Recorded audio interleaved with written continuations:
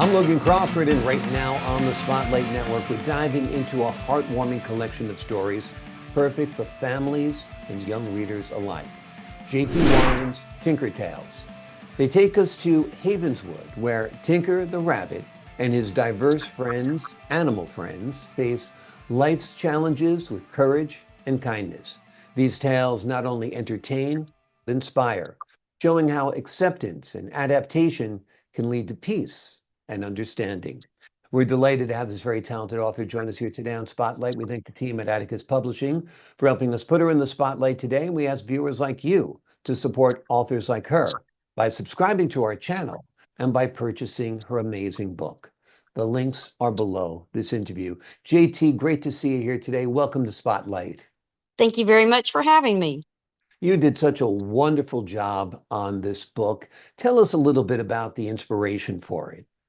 Well, actually, I'm the youngest daughter of four, and my older brother was mentally retarded. Back in Mhm. the day, that's what they called him. Yep. And he had a lot of problems with anger and anxiety. So he loved horses and rings and things like that. So I told him stories about those things to calm him down, and he helped me to learn what empathy really was. Um, And then later, one of my granddaughters and I were watching a TV show, and it happened to say something about a lucky rabbit's foot. Well, my granddaughter says, "What's that?" And when I explained it to her, I thought, I don't think that rabbit thought it was very lucky. Do you?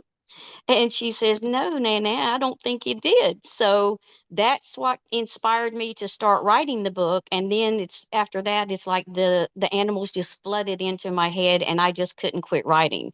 I wrote this book in less than a week. So, yeah, Great. it's just and I know it's a little detailed. It's like probably for younger children, their parents would have to read the stories, but each chapter is an individual story that I just comprised together to make one book.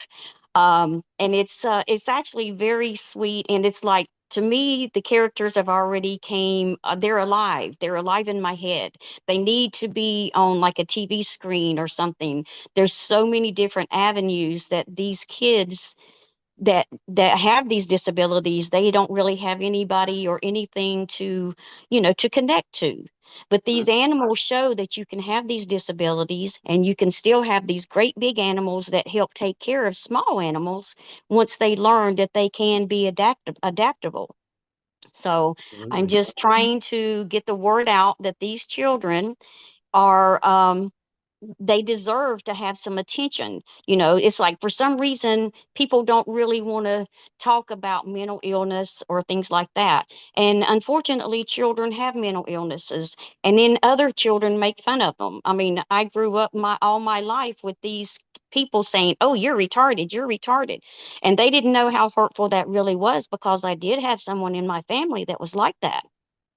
So I'm trying to bring attention to these people. Absolutely. Kids can be cruel, no doubt. I think adults can be even crueler. So it's always good to raise consciousness to different people with different abilities, no doubt. Tinker the Rabbit is a lovable character, no Mm. doubt. Tell Yes. us about his unique qualities.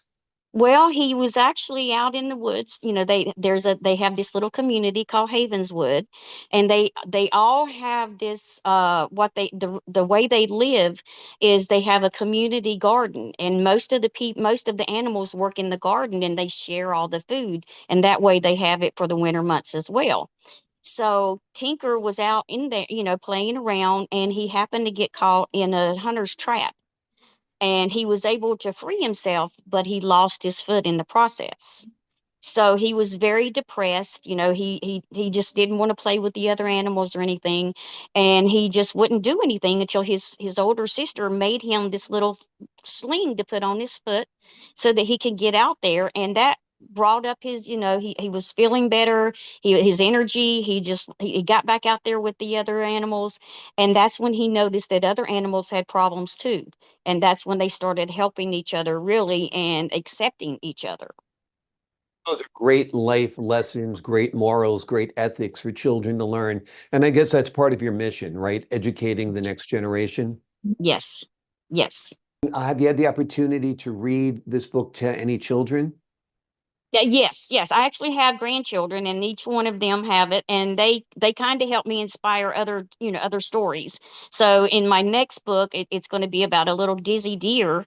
The deer fell into the water, and the alligator, goes up to get it, and all the deer's family thinks the deer is going to be eaten by the alligator, but instead the alligator took it over to Doc, which is another rabbit, and so that Doc could find out what was wrong with it, and help it and that sort of thing. So that's why I say these characters are like alive in my head. I can see them running around and I can see the stories that go with them, and how they meet all these other animals that have these conditions and they're unaccepted, and they're learning to take care of each other and to accept each other. And that's what's important. I want that to get out to everyone. Maybe a cartoon on TV, something like that, or even an animated series, something that these children can connect to. I mean, for instance, if there's a little girl that is missing an arm, then if we had like a baby doll or a stuffed animal that is missing the same arm, or some little boy that has a missing his foot or his leg, and he has one of these action figures that is missing the same thing, and maybe they can interact or interchange the prosthetics so that they would be little things to go with the toys. So this is something that I'm hoping will go widespread, because there's millions and millions of children with disabilities, some that you can see and others that you unfortunately can't see. So I want to connect with these people, and there's adults with the same issues. So Without a doubt. that's what I'm striving for.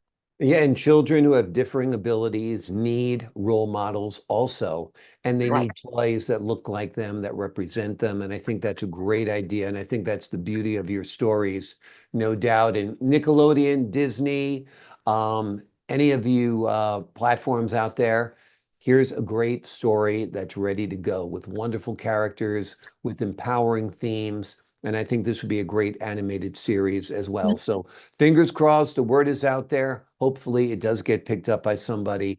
And you're thinking about writing more books. Tell us Yeah. what's coming Yeah. down the pike, perhaps. Well, I kind of started with alphabetically, so each one, A for for the alligator, and the B for the bear. And I'm right now on the second story. I'm up to the H for there's going to be, like I said, the dizzy deer, and then there's going to be an injured eagle, and the unfriendly fox. And then there's a giraffe, and then there's a hyena, and all of those are coming together. For instance, they were on a train, and the train happened to derail, and these animals came into their area, and that's how they met these zoo animals per se. So that's my next one. And then after I go through each of the alphabet, then I'm thinking about Tinker and his outer space friends, or Tinker and his underwater friends, where he can actually go underwater and meet all these different creatures down there, things like that. That's it. And then the big goal is to, all of these theme parks. I live in Florida. So all of these theme parks that are around here, they're not catered to children or adults with disabilities. I mean, sure, you can rent a wheelchair or whatever to get around, but I would like to have some part of some theme park that is dedicated to people with disabilities. Have an elevator that'll take them up to the ride. Have special rides adapted that you can put a wheelchair on, or something like that, so they can actually enjoy rides instead of watching everybody else enjoy these things. So yeah, Absolutely. there's a lot going on in my head about this, and it all spurred from my growing up with my older brother. Well, certainly that will teach you to be empathetic. That'll Yeah, teach you the importance of feeling and experiencing something from somebody else's perspective. And it'll also, like you said, it puts you in an environment where at times people are very cruel and yeah, mean. So it does add to empathy. And I think you're doing a great job in trying to shed light on the differences that people have. And inclusion is such a great message as well. The name of the book we've been talking about today is called Tinker's Tales. In the book, J.T. Warren takes us to Havenswood, where Tinker the Rabbit and his diverse group of friends, animal friends, face life's challenges with courage and kindness. These tales not only entertain, but they inspire, showing how acceptance and adaptation can lead to peace and understanding. JT, thank you so much for joining me here today on Spotlight. Thank you. Thank you for having me, and I look forward to hearing from you again soon. I look forward to talking to you again down the road. And to the folks at home, I'm Logan Crawford, thanking you for your time this time. Until next time on Spotlight.